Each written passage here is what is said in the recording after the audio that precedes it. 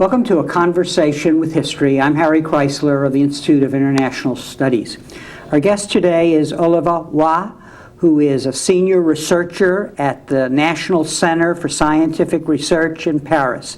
He's the author of numerous books, including The Failure of Political Islam and The New Central Asia, The Creation of Nations. Olivier, welcome to Berkeley. Thank you. Where were you born and raised? I was born in La Rochelle in France, on the Atlantic coast, in 49. 49. And looking back, how do you think your parents shaped your character? Well, fortunately enough, my parents don't speak English, don't understand English, so they will not be able to listen. In fact, I was brought up in a Protestant family, which is a minority in France. So there was a heavy presence of my grandfather, who was a Protestant cleric at La Rochelle precisely. And so I would say I was brought up in the traditional values of French Protestantism, which is a sort of interest for intellectual things and a certain, I would say, moral rigor, so to speak. And looking back, do you remember any books that you read as a young person that really stand out, that influenced you even before you went to college? Well, we used to read the Bible, not at home, but on the Sunday school. I used to read a lot of books, and some of these books were not intended for young children at that time, but many travel stories, book of Joseph Kessel on Afghanistan, for example. So I've been very influenced by travel stories. So you had broad horizons even when you were young? Yes, I was. The world was your perspective. Yes, I was fascinated by the simple idea of traveling. Mm-hmm. And where did you do your college education? My college education was in La Rochelle. So, and when I finished the college, I went to Paris to enlist for a preparatory school to enter the what you call École Normale Supérieure, which is one of the highest high schools in France in humanities. And what did you major in once you were at the university, and where did you do your graduate work? I worked, my field was philosophy. Mm-hmm. And my first book, by the way, was my dissertation for MBA.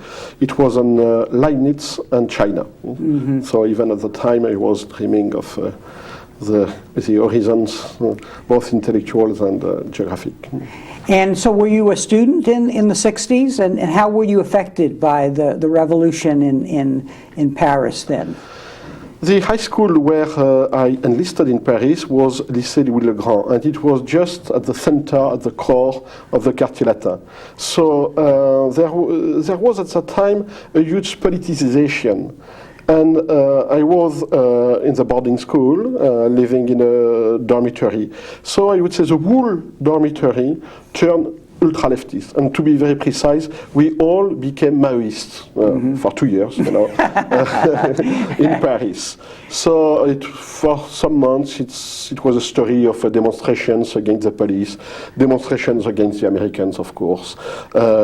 We even once broke the windows of the Hilton Hotel in Paris. Uh-huh. And what led you to your focus on Islam and the countries of Islam?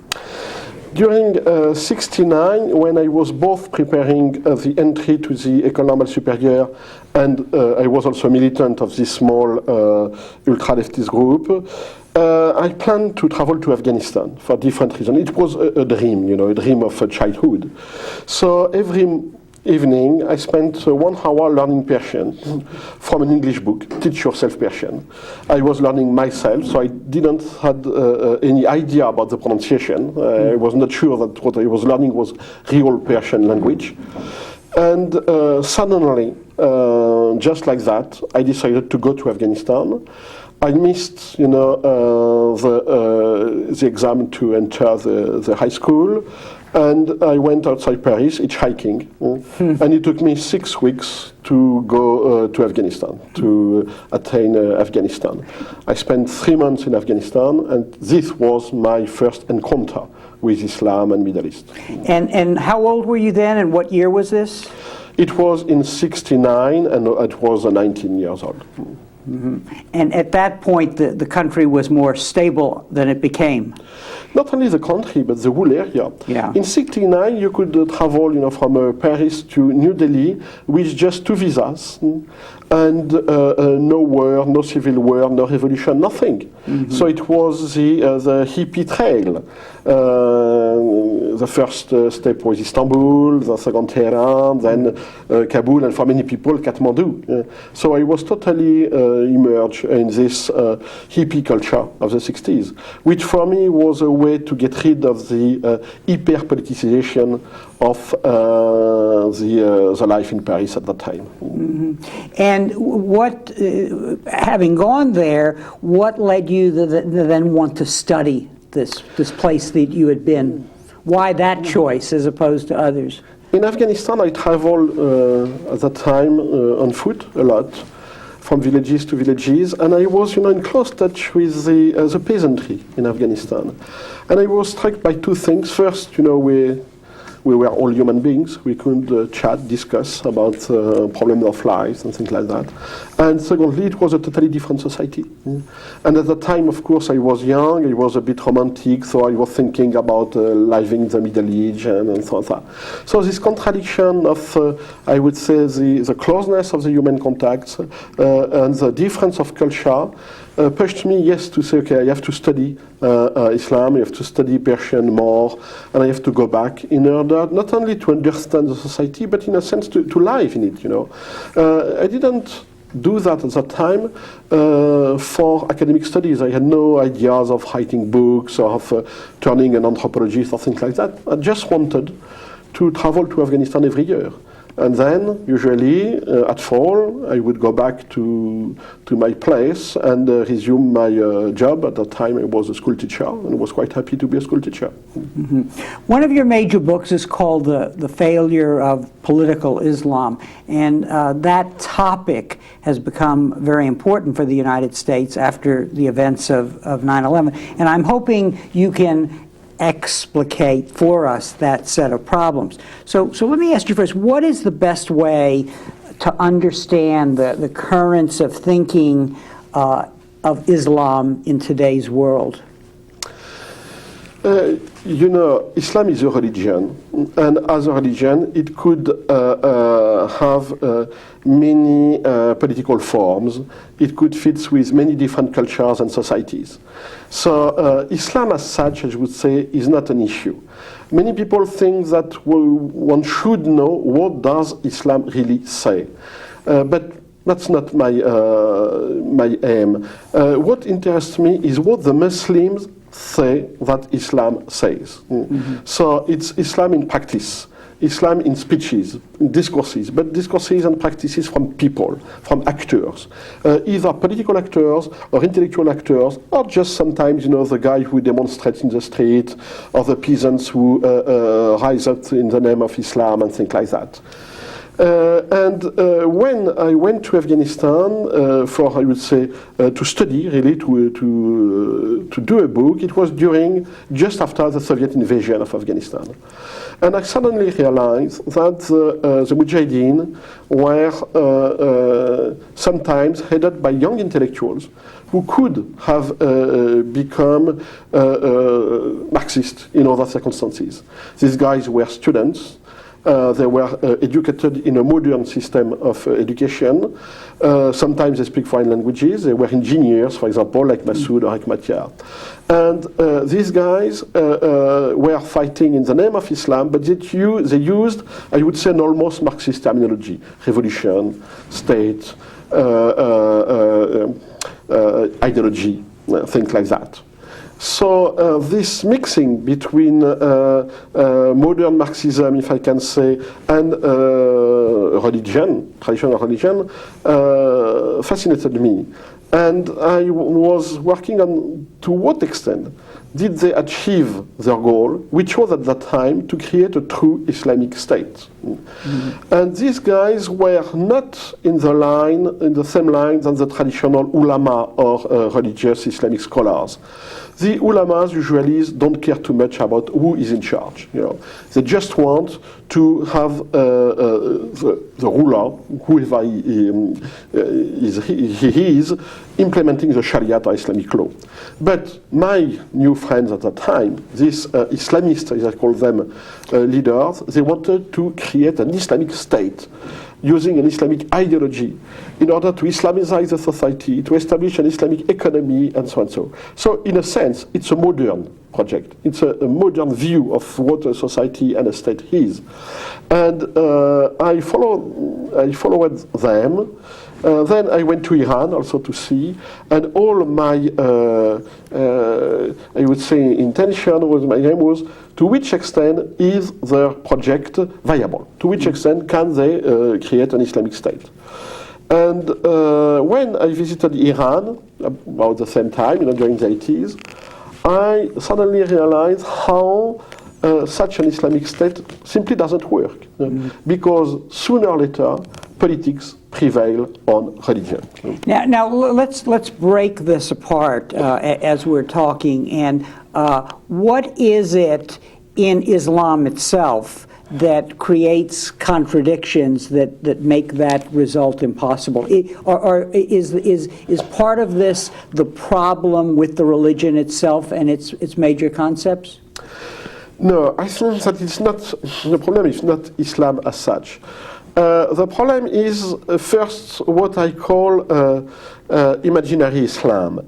The fact that, for example, let's take a very simple sentence. In Islam, there is no separation between religion and politics. You will listen, everybody saying that. The problem is not, is this sentence really in the Quran? The problem is, what does the people understand with this sentence? Mm-hmm. And what do political actors do with such a sentence? Mm-hmm. How can it be translated into a political program? Mm-hmm. And in fact, the answers are multiple. And this project of creating an Islamic state using, modern concept of revolution, institutions, constitutions, ideology, and so, doesn't work, not because of Islam, but simply because there is no such a thing as a religious state. You can have states using religion. You can have a state using religious legitimacy. But you cannot have a state solely based on religion, whatever the religion. Okay, and why is that? Why can that not be? Because for any religion, of course, the core is faith and virtue, if I can say that. So religions deal with moral concept of the good, of the bad, and so on. So. But you cannot rule a society just on moral concept. Except if we are all saints. Mm-hmm. And in fact, we are not all saints. So here there is a good comparison between this sort of dreams and the Puritan utopia, The American Puritan. The American Puritan utopia. Yeah. And interestingly enough, President Khatami of Iran always speak very favorably about the American Puritans, because in fact, yes, it's the same imaginary, that you can have a society based on the virtue of the individuals. But sooner or later, of course, corruption is back. Mm-hmm. And I would say the common wisdom is that you need institutions to make a society work. You cannot rely on the virtue of the judge, on the virtue of your leader. You have to build institutions. So it means that sooner or later, the political rationality prevails on religious morality and religious thinking.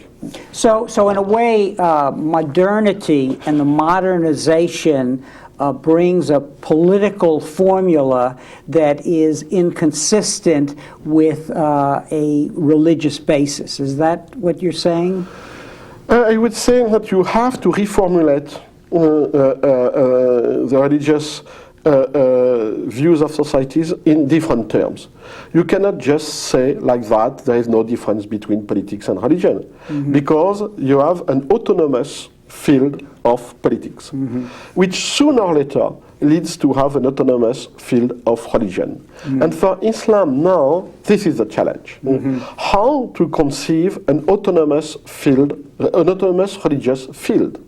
How to accept and to theorize, to make a theory about the delinking between religion and politics. And why can't that be done? Because, as I said, in the traditional imaginary of Islam, there is no difference. In fact, there has always been a difference, a practical difference. The rulers in the whole history of the Muslim world have never been clerics. The rulers were always, secular, not secular, but lay people who took the power by the sword. But okay, once they took the power, they used to say, we are a Muslim society and Sharia is a law of the state. But this allowed the ulamas to say there is no difference. But now, then when the Islamists want to build a state on Islam, they have to rethink the traditional relations between Islam and politics. And they cannot use the paradigms of the sultans and emirs of the past. Because this traditional way of statehood doesn't fit with the ideological views of what should be an Islamic state. In an Islamic state, the leader, the head of the state, should be a real Muslim, the best Muslim of all. And here we have a problem. How can we appoint somebody on just Islamic criteria? Now, there is a misperception abroad, in our country at least, in popular consciousness, that the key to understanding the people who are joining these movements of protest are traditionalists, basically trying to impose a conservative religion on modernizing societies. That is a misperception. Explain that to us. Who are these people who are recruited into these movements? If you take, for example, the Islamist movement of the 70s and 80s, the Muslim Brothers in Egypt, the Refa in Turkey, the Islamic Revolution in Iran, well, the actors are young, urban, educated people, and people educated in the modern Western system of education. They were engineers. Everybody is thinking about Ayatollah Khomeini. But Ayatollah Khomeini was the only Ayatollah in the ruling circles of Iran, if I can say, or almost the only ones. All his ministers, most of these ministers were young, Western, educated intellectuals. And it's the same in Afghanistan. It has been the same in former Soviet Central Asia, the same in Turkey, the same in Egypt, the same in Morocco. The traditionalists, they didn't challenge the existing regimes. In fact, usually, and it's still true, most of the traditionalists are supportive of any kind of existing regimes because they are traditionalists, they are conservative, they are not revolutionary, and what they want, is to have, yes, Shariat, is to have Islam being enhanced and supported by the government, but they don't contest the form of the regimes, they don't contest the rulers. But there is a protest by especially the radicals now, of modernization, of the consumption products of a globalized age. Why is that, and what is it they're trying to achieve? I think most of the Islamists were and are the heirs of the modern movements of liberation. That I would say they were anti-imperialist. It's clear, for example, in Iran, all the discussions revolving around economy are based not on Islamic consideration, but on the traditional, not traditional, but on the modern idea of building a non-dependent national economy. So they used the economists of the 60s. They don't go back to the Quran to discuss about the price of oil, or should we nationalize or privatize the oil industry. No, they think in terms of the debates of the 60s and 70s about statization, privatization, cutting the link with imperialism, being autonomous in comparison with the world leading economic power, that is the states. So in this sense, the Islamists are modern, you know, they are modern. And but there is a you say at one point in your book that the Islamists are attempting to restore dignity to the individual, to restore a sense of dignity in the face of humiliation. Explain that phenomena. The problem is, I would say, for everybody, and not only with the Islamists. In a time of globalization, people have the feeling that they are losing their identities, that they are just, you know, becoming westernized, with no possibility to influence the big decisions on economy. So this sense of alienation is widely felt, of course, and the Islamists and the other kind of fundamentalism, not only the Islamists but the other guys, they have an answer. The answer of the Islamists is yes, we can combine modernization and Islamic identity. We can Islamize modernization.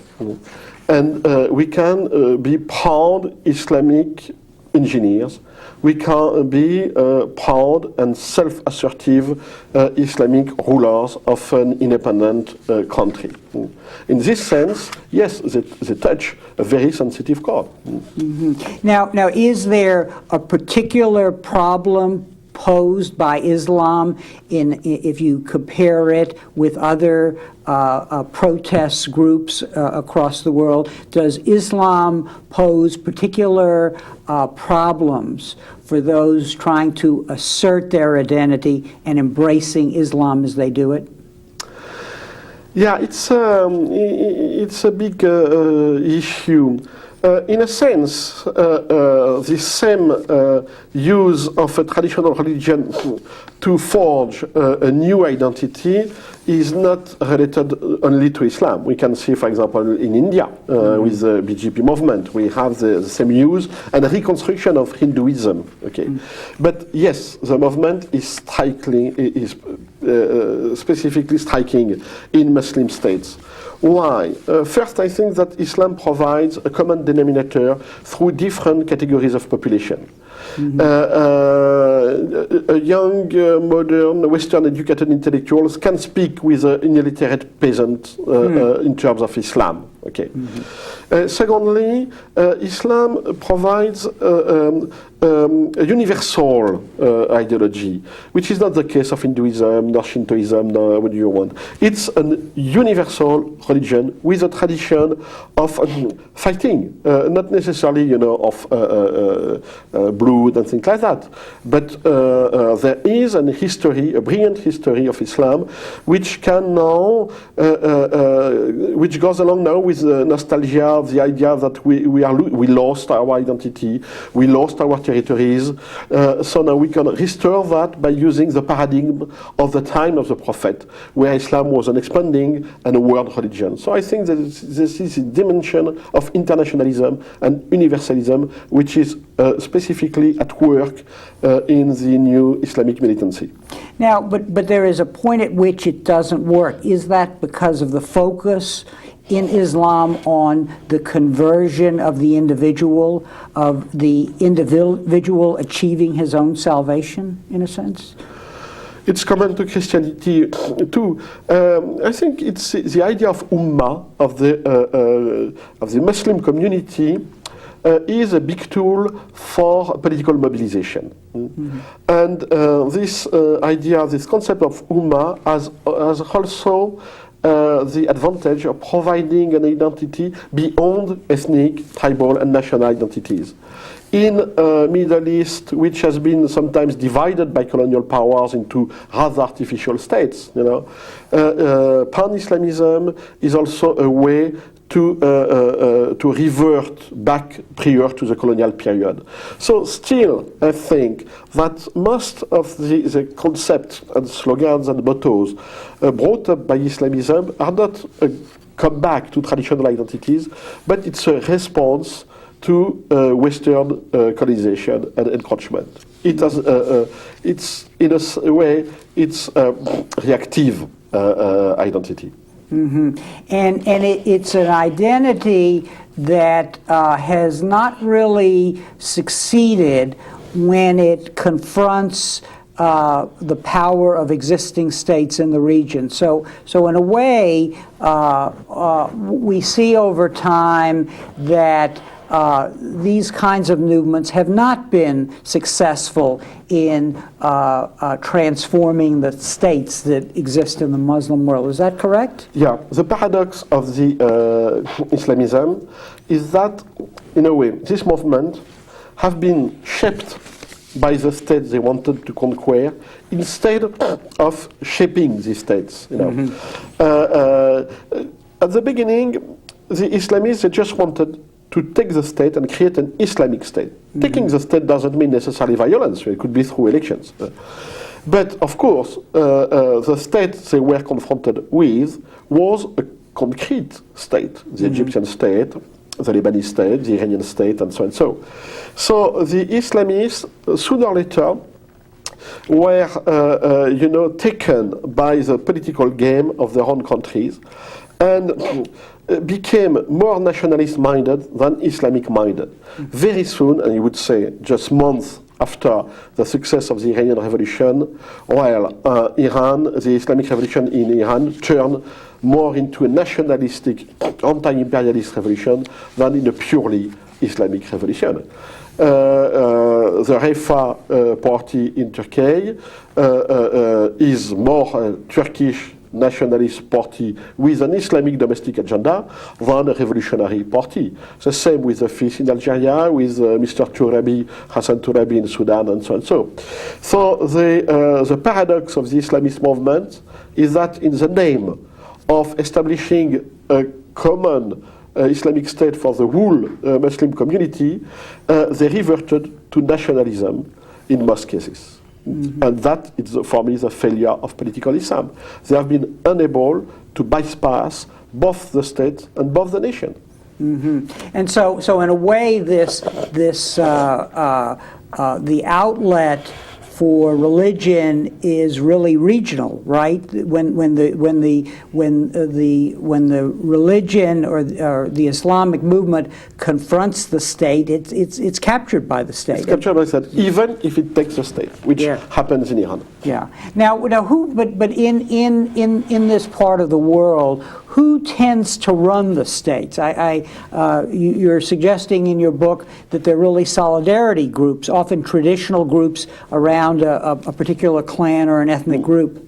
Yeah, the predicament of most of the Middle Eastern states is that, in fact, beyond the appearance of a modern state, what is working is what they call the Asabiya, networks of solidarity. Either if these networks are based on tribal links, like in Saudi Arabia, or on a specific religious minority, like in Syria, or based on, military networks, like in Algeria. No, in any case, it's not a real state. It's just a way for a particular networks, a group of solidarity, to take the states and to work for its own benefit. So in these circumstances, the Islamists do provide an alternative. And to a certain extent, they succeeded. The FIS in Algeria succeeded to win the parliamentary elections in 91 because they run against the oligarchy. Mm-hmm. They say, we do represent, they are right, it's another issue, we do represent the whole population. The same in Iran. The same for the Hezbollah in Lebanon, who, of course, which addressed the Shia population. But they said to the Shia, until now, you were represented by notables, big landowners, rich families. But now, you, the people, you are in charge. So we have here, of course, a populist approach, certainly. But in a sense, the Islamist parties have been able to bring to the political space segments of population which were excluded from the political game. And this is, for me, the big and positive achievement of the Islamist movement in the Middle East during the 80s. But in a way, the state in the end is able to win out because the regimes that control the state can adopt the symbols, the apparent re-Islamization of the society and steal the thunder from these movements. Is that correct? Absolutely.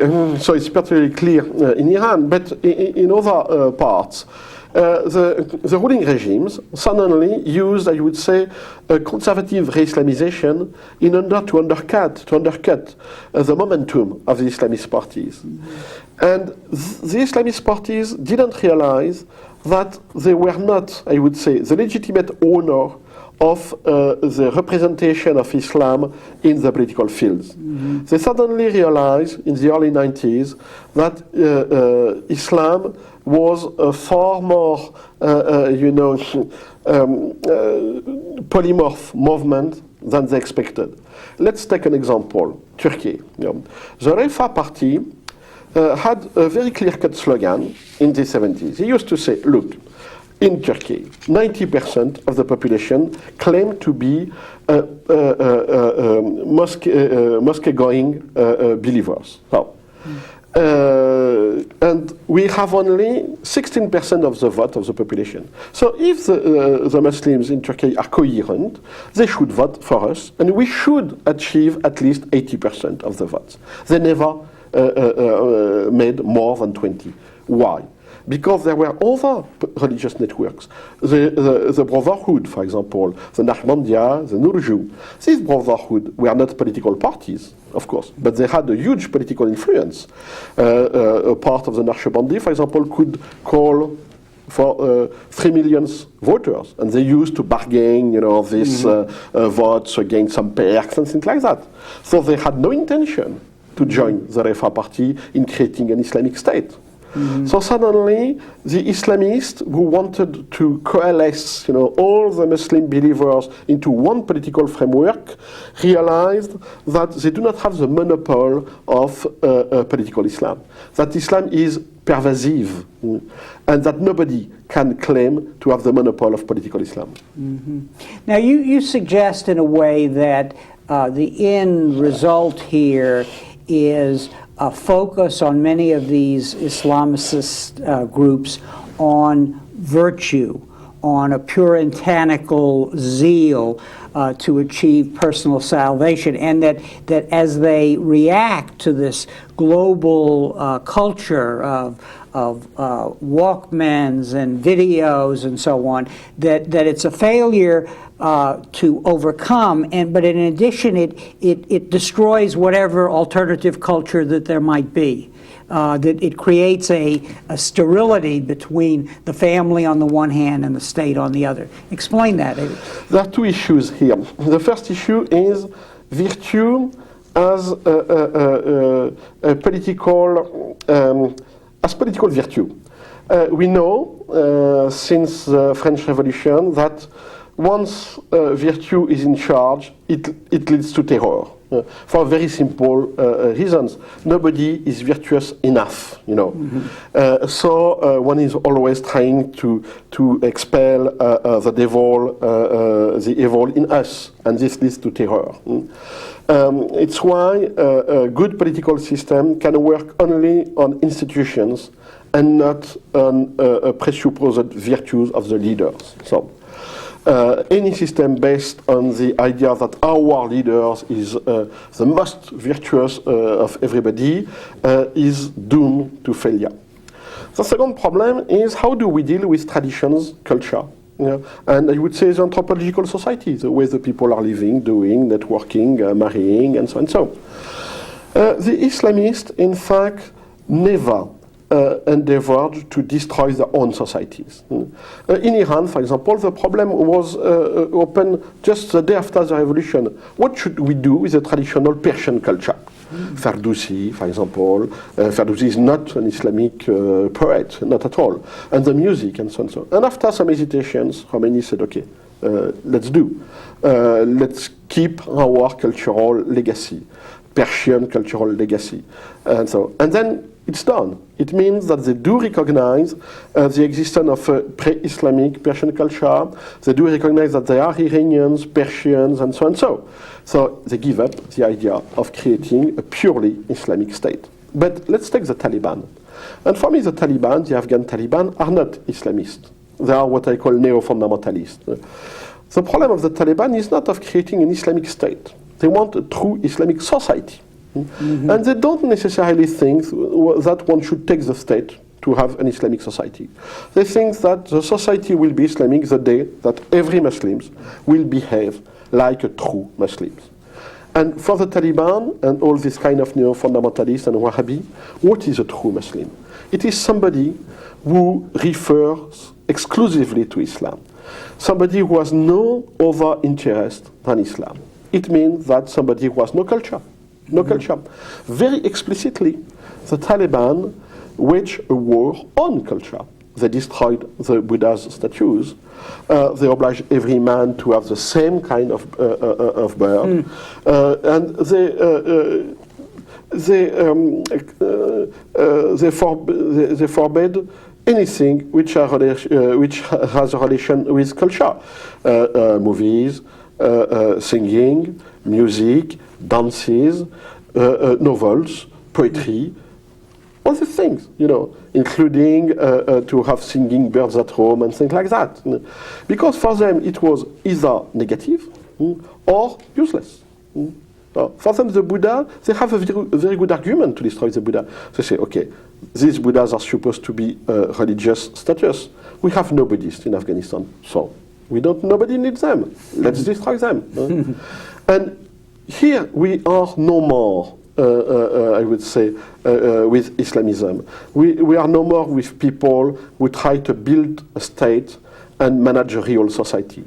We are dealing with people who dream of recreating the Muslim community, a universal Muslim community, cut from all existing societies, including Muslim societies.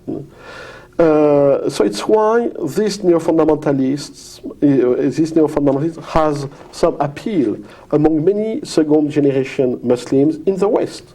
These second-generation Muslims, some of them, of course, not all of them, they feel alienated with the pristine culture of their grandfather. They don't care about how one lives in a Moroccan village and so.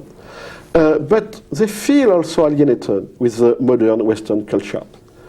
And by not reverting, but by joining a movement, a neo-fundamentalist movement, which used to tell them, don't care about society, any kind of society, don't care about culture, don't care about politics, just fight to be a good Muslim and to recreate the true Muslim community, then, they feel, I would say, at home. They say, okay, this is an identity for me. So in a way, the failure of the Islamic political project leads to a fantasy based on Islam. It leads to two things. It leads first for the Islamists themselves to a banalization of Islam. It leads to something I call the Muslim equivalent of a Christian democracy, like in Turkey. For example, for me, the recent Turkish so-called Islamic party, the AK party, which is a successor of the Refah, is the Turkish equivalent of a Christian democracy. You know, a party which accepts democracy, pluripartism, but which put stress on values and religious symbolic, but accept diversity and pluralism. It's okay. And this is going on like that in, I would say, in most of the Muslim countries. But the second trend is what I call neo-fundamentalism. The guys who say, we don't want to become a Christian Democrat. We don't want to recognize pluralism. No, we still think that Islam is the only true religion, and for these reasons, we cannot accept, to compromise on cultural and political issues. So these guys, they have no choice, yes, than to live in a sort of imaginary world, a virtual Muslim community. Now, where does Osama bin Laden and Al-Qaeda fit into this equation? They're clearly not of the neo-fundamentalist kind, because they seem to be more focused on raw power. Is that correct? No, for me, bin Laden is a typical representative of the radical branch of neo-fundamentalism, what they call the jihadi. People will say we have to do jihad. But Osama bin Laden has always been very critical for the Islamic movements of national liberations.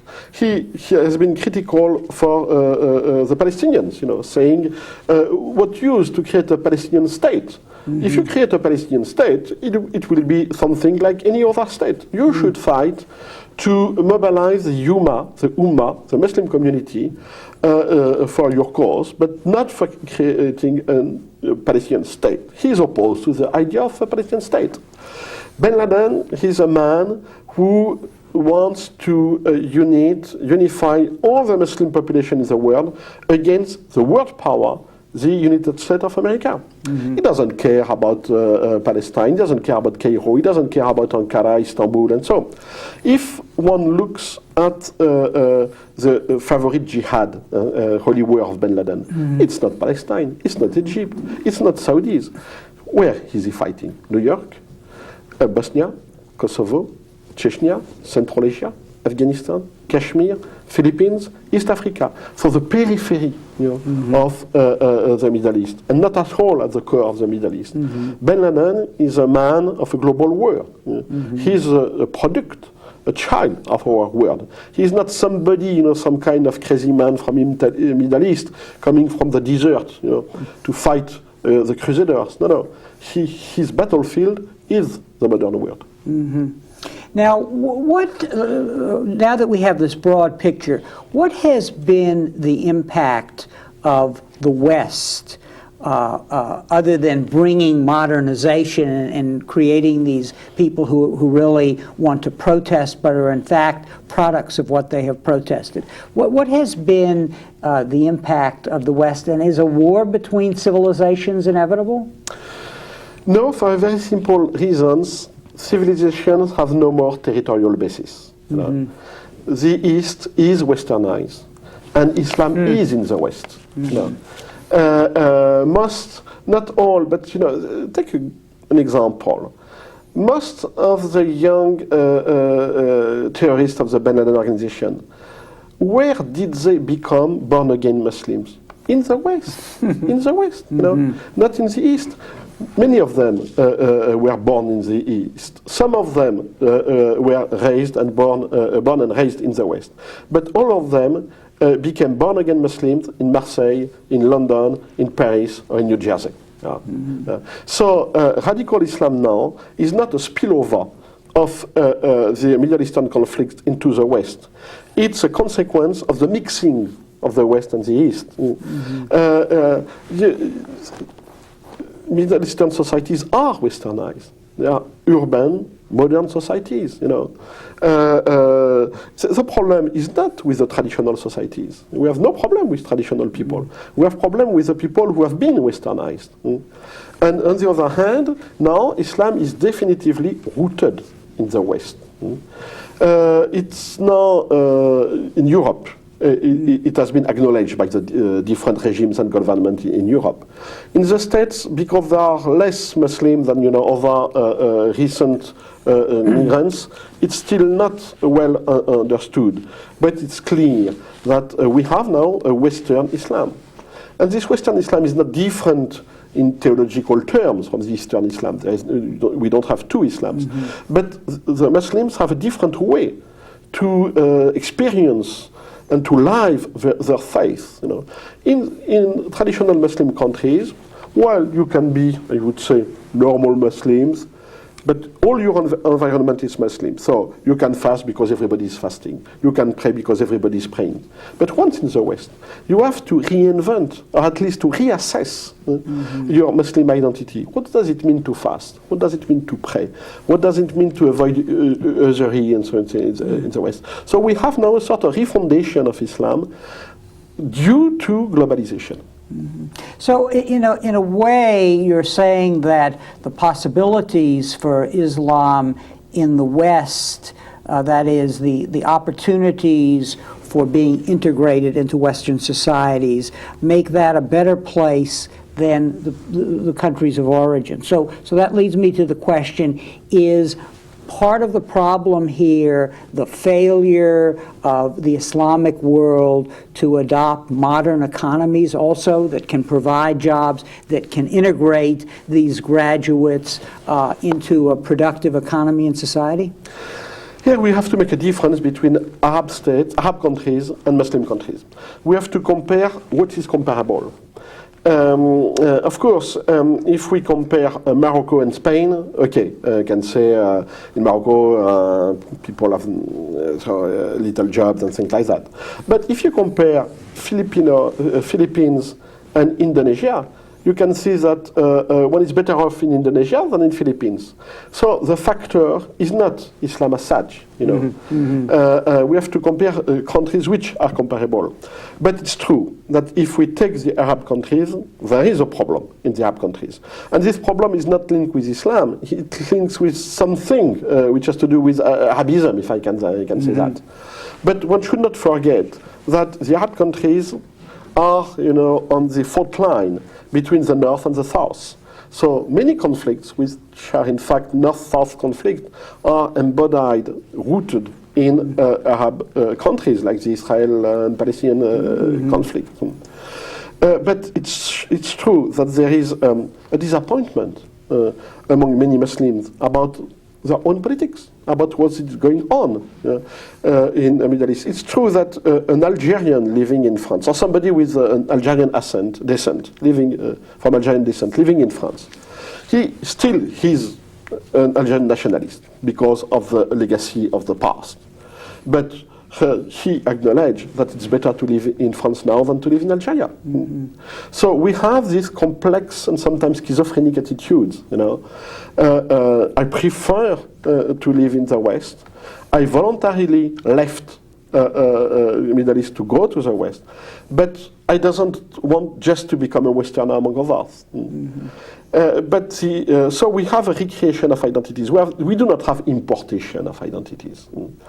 The way they express their faith in the West is, I would say, on an individual basis. They speak of faith. They speak of individual salvation. They speak of ethic and moral values. Because faith in the West, and especially not only Islamic faith, by the way, but also any kind of religious faith, is not supported by social environment, at least in Europe. I know that in the States, well, people go more easily to the church, but not in Europe. You know, Western Europe is secularized, including Ireland, and tomorrow it will be Poland. You know, attendance to church is going to under 10% in every country. So if you are, so the Muslims are experiencing an evolution which is also experienced by Catholics, for example, from, I would say, a sort of evident, dominant social religions to a specific community, a religious community, which has to define itself as a minority and to defend its values against a secular environment. So in this sense, we have, for example, sometimes more in common between conservative Catholics and conservative Muslims than between conservative Catholics and de-Christianized Europeans. What does your work suggest for how the West should craft a policy toward the Islamic world? Any thoughts about, or are there no implications? I am very cautious about policy recommendations, because first there's a question of timing.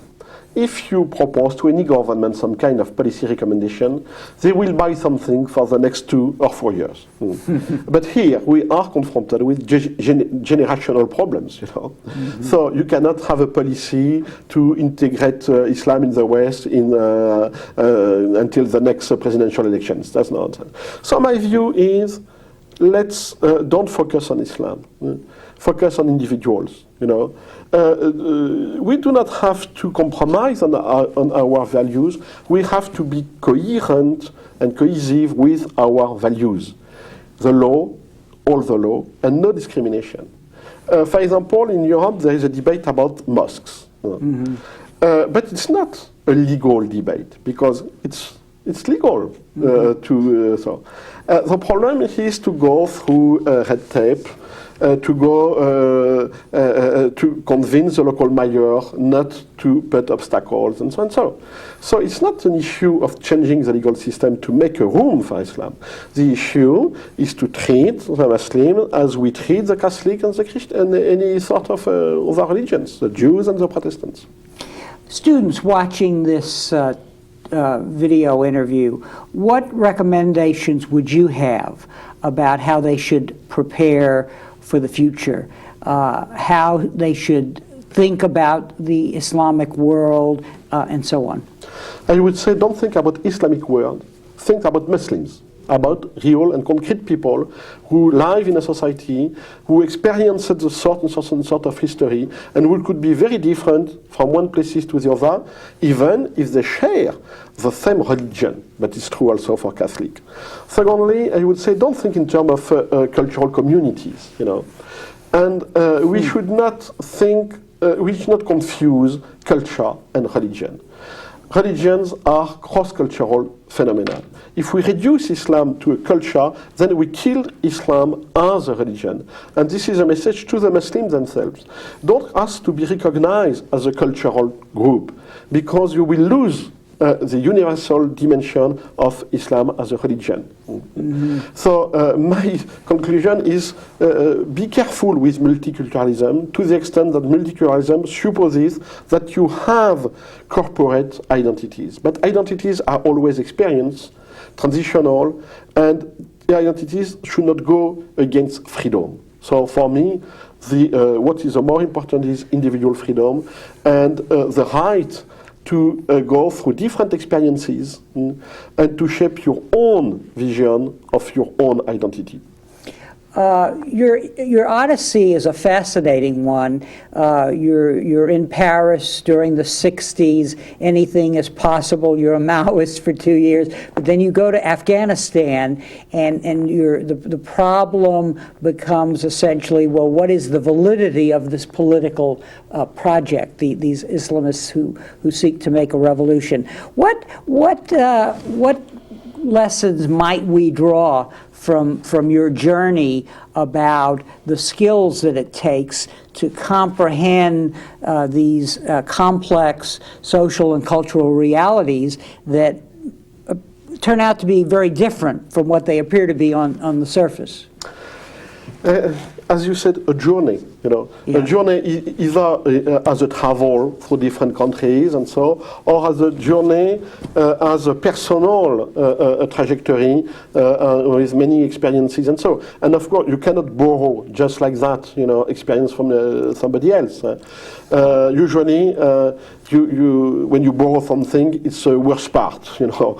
It's the dogmatic part of an experience. So the answer is yes, you have to experience personally diversity, either through by living somewhere, or by traveling, or by reading, or by meeting people, and so on. So that it's up to each personal trajectory. On that note, I want to thank you very much for being here today and sharing your intellectual odyssey with us. Thank you very much. And thank you very much for joining us for this conversation with history.